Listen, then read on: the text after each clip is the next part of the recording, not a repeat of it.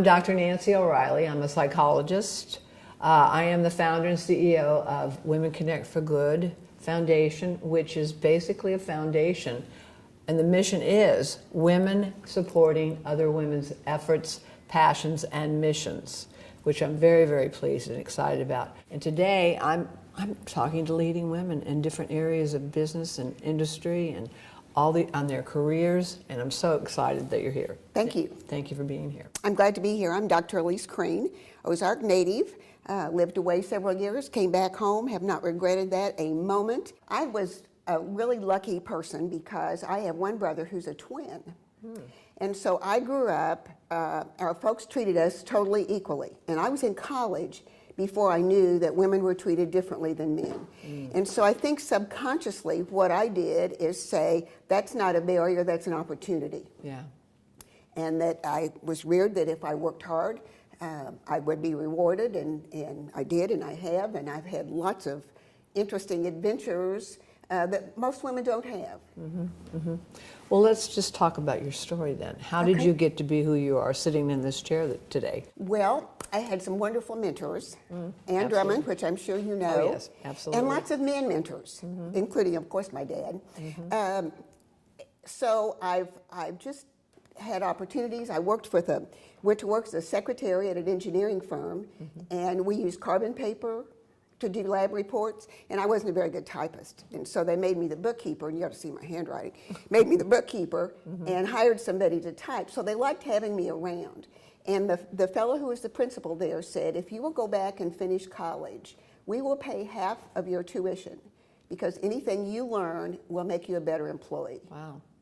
And it was an engineering firm, a testing lab. So he went on city council in Springfield.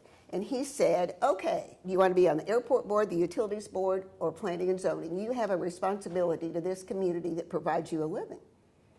So I said, well, we're related to the planning and zoning, so that's where I'll go. So I was on planning and zoning in Springfield with a wonderful guidance person. Then I went to Arkansas and North Carolina and worked on some projects in Egypt. I was in states, but I did administrative work for $180 million worth of work in Egypt, and it was so interesting and exciting. So then I said, I'm either going to Cairo, Egypt, or Ozark, Missouri. And when I could tell by the look on the HR person's face, I said, Ozark will be my next stop. So I came back home and helped Christian County get planning and zoning, is one of the things I've done.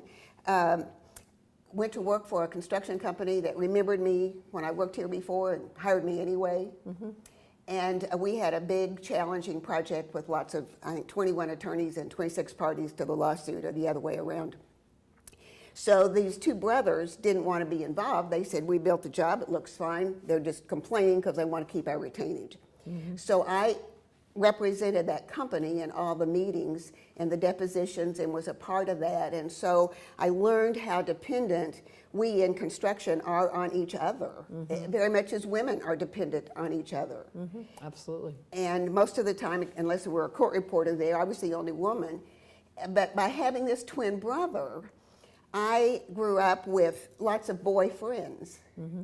And it wasn't the mating thing, it was a friendship and a relationship. So I think that's how I've worked so well with men in the industry, is I'm not a threat to them or their marriage, and they're not a threat to my femininity. It's just we could work well together.